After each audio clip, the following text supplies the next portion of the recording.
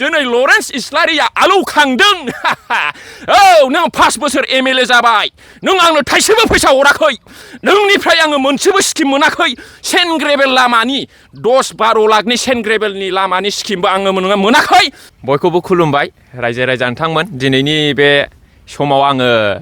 गोख्रों फिनजाथाय होनो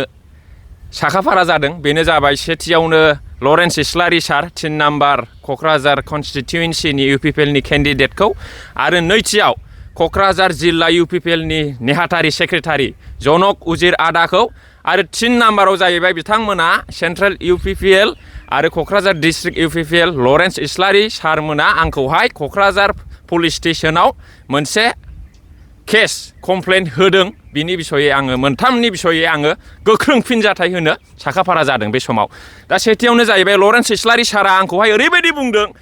बेखौ आंसो मानसि बानायदों होननानै बियो क्रेडिट लादों आरोखि दाखालि 1 थारिखनि गावनि इउपिपिएलनि केम्पेइनाव दा लरेन्स इस्लारि सारखौ आङो गोख्रोङै फिनजाथाय होयो दिनैनि बे फुंबिलि समाव माब्ला नोङो आंखौ मानसि खालामखो 2012-13आव नोङो क'क्राझार डिस्ट्रिक्ट एबसुनि प्रेसिडेन्टमोन नों आंनो खय थाखा फैसा हरफेरा माब्ला नोङो आंनो गस्ला लंपेन्ट बायनानै होफेरा माब्ला नोङो आंनि फरायनाय इडुकेसनाव एडमिसननि थाखाय फैसा होफेरा माब्ला नोङो आंनि प्रब्लेम समस्यायाव थाखाजों रांजों मदद होफेरा नोङो दिनै फिननाय हो आरो नोङो बुंदों 15 लाख नोंनाव दाबिदों होननानै मा फोरमान दं कल रेकर्डिं वाट्सएप मेसेज माबा मोनसे प्रुफ फोरमान दङब्ला नोङो ससियेल मिडियायाव फेसबुकआव इउटुबाव रायजोनि सिगाङाव बुं आं बेखौ खावलायहरो दिनै नोङो आंनि गासै जिबनाव जे केरियार दानायाव आंनि सोलोंनाय टेलेन्ट बानायनायाव जे खस्थ' खालामनानै आङो नैबे लेभेलाव दिनै फैदों मा रोखोमै आं फैदों आंसो मिथिगौ दिनै आंनि गासैबो फरायनाय लिरनाय खस्थ' खालामनाय टेलेन्ट बानायनायखौ नोङो गाव दिनैहाय नोङो क्रेडिट लादों रायजोनि सिगाङाव नोङो बुंदों नोंनि केम्पेइनाव ओइदिनखालि प्रमद बर' साराबो फैलायदों नोंथांनि केम्पेइनाव लरेन्स इस्लारि सार नोङो आंखौ मा मदद होफेरदों नोङो बेखौ बुं नों जेब्लानाखि डिस्ट्रिक्ट एबसुनि प्रेसिडेन्टमोन नों आंखौ सेरजा दामनो गान खननो लेंहरदों बियो सैथो नाथाय नों आंखौ सेरजा दामनो फोरोङाखै नों आंखौ गान खननो फोरोङाखै नों आंखौ लेखा फरायनायाव हेफाजाब होआखै आं नोंनि आथोनाबो फैसा जायाखै दिनै आङो गोख्रों फिनजाथाय होदों आरो सेकेन्डलि जनक उजिर आदा नोंथाङा बै समाव सेक्रेटारिमोन एबसुनि डिस्ट्रिक्टनि दिनै नोङो जेनेरेल सेक्रेटारि क'क्राझार डिस्ट्रिक्ट इउपिपिएलनि नों आंखौ मा बुंदों लरेन्स इस्लारि सारासो प्रेक्टिकेल बसुमतारी बायदि मानसिखौ बै श्रीरामपुर साइडनि गसाइगाव साइडनिफ्राय खननानै लाबोनानै मानसि बानायदों होनदों माब्ला बानाया बेखौसो नांगौ आंनो दिनैनि बे थारिखआव लरेन्स इस्लारि सारनिफ्राय आं मा मोनदों आंहा मोनसे स्पेशेल टेलेन्ट दं आं एसे एनै गान खनलाबायो बै समाव सेरजा दामो बै समनिफ्राय आं कलेज फरायबानो हाइ स्कुल फरायबानो आङो गान खनो बा एफा एनै खनो आं एथ' गोरोंबो नङा आंनि टेलेन्टखौ नुनानैसो नोंसोरो लाबोदों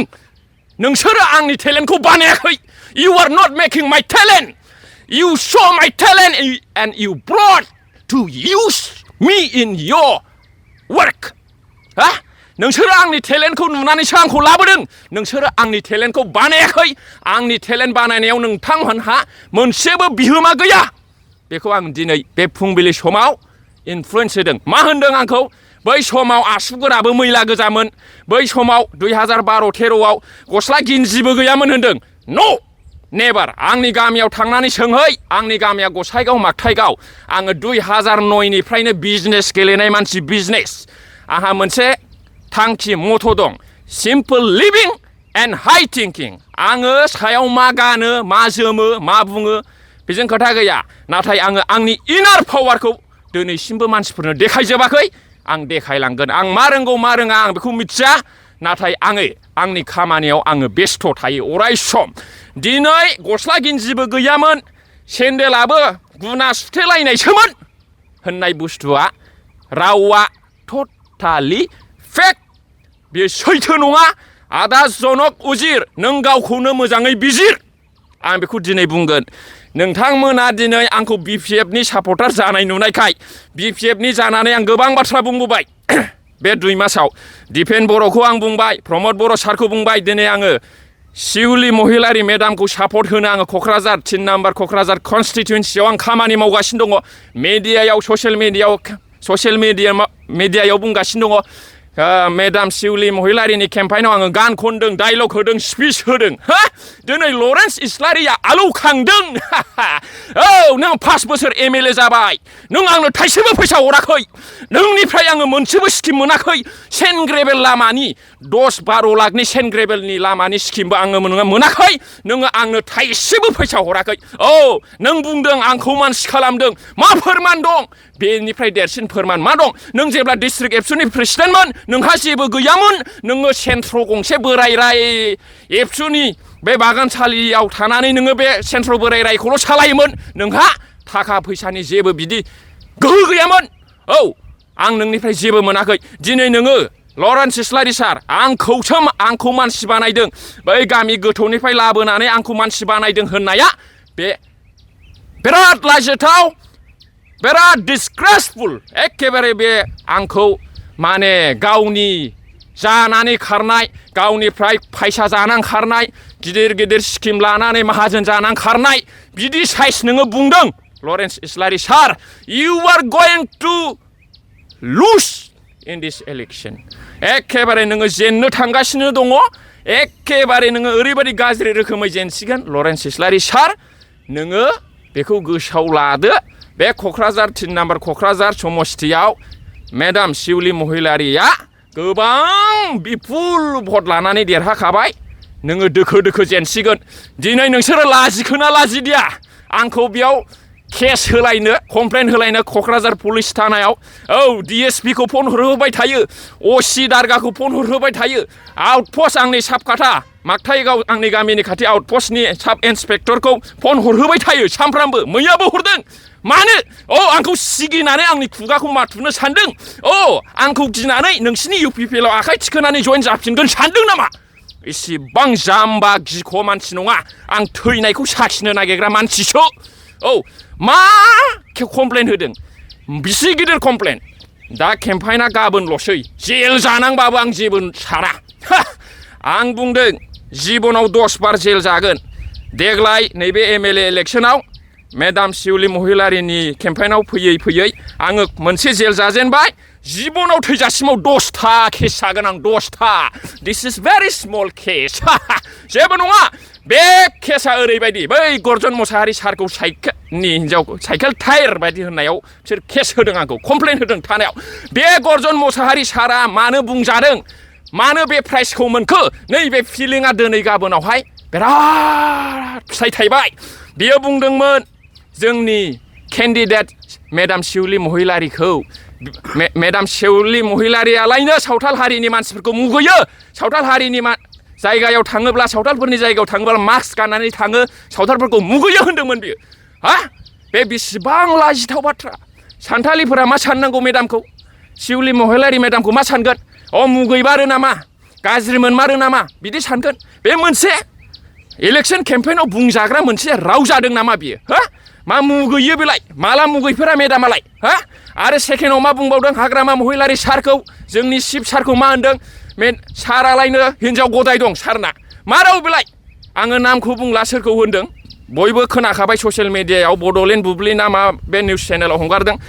सारना हाग्रामा महिलारि सारना हिनजाव गदाय दंनो नामखौबो बुंबावबाय उमुख होननानै मा फोरमान दं हा बिदि जानला मोनला खोथा बुंनायखौ आङो सिगांनिफ्रायनो गर्जन मोसाहारि सारखौ नेगासिनो दंखायोमोन जमगासिनो दंमोन आरो बिनि सिगां मोनसे बाथ्रा बुंबावदों बियो जोंनि EM मुनमुन ब्रह्म मेडामखौ ओरैबायदि बुंदों फान्थाब फुन्थाब गानो माबा मोनसे गाज्रि ड्रेस गानो होननानै बिदि ओरैबायदि गाज्रि रोखोमै बुंदों बियो मोनसे केम्पाइनाव आरोखि दाखालिसो बिनि सिगाङाव नैबे मोनथाम खोथाखौ लानानै बियो आंजों प्राइज होजादों आं मिथिगौ बे बुंजायो बुंजाया गासैबो खोथाखौ मिथिगौ नाथाय गुबुननि न'खराव अर सुनानै होनाय गुबुनखौ बिदि बुंनायाव माबादि फिलिं मोनो बियो बुजियाखैमोन गर्जन मोसाहारि सारखौ रावबो बिदि फिनजाथाय होफेराखैमोन बे 5 बोसोर 10 बोसोराव दाखालि आं होबाय दा बियो बिदि बुंजायोब्ला बिदि खालामजायोब्ला माबादि फिलिं जायो गावनि न'खरनि मानसिखौ बा गावखौ बिदि रोखोमनि बुंजायोबा माबादि फिलिं मोनो बे फिलिंआ दा गर्जन मोसाहारिनाव दंसै आरो बियो बुजिबाय आं मिजिंथियो फैगौ दिनफ्राव बियो जानला मोनला नंखाय खोथाखौ बानायनानै जेन' बुङा आं बेखौ वार्निंसो हरबावो बिसि गिदिर केस होयो होदो no problem it doesn't matter for me I don't be afraid anyone आङो आंनि थांखियाव थांबाय थागोन हरबाय थानानै आं सावरायनानै फैबाय ओइ मा खालामो होनना फैदां दा बेनो रायजोफोर UPPला बिराद गाज्रि रोखोमै जेननो थांगासिनो दङ नैबे MLA इलेक्शननि उनाव UPPलनि केन्डिडेटफ्रा जेनजोबगोन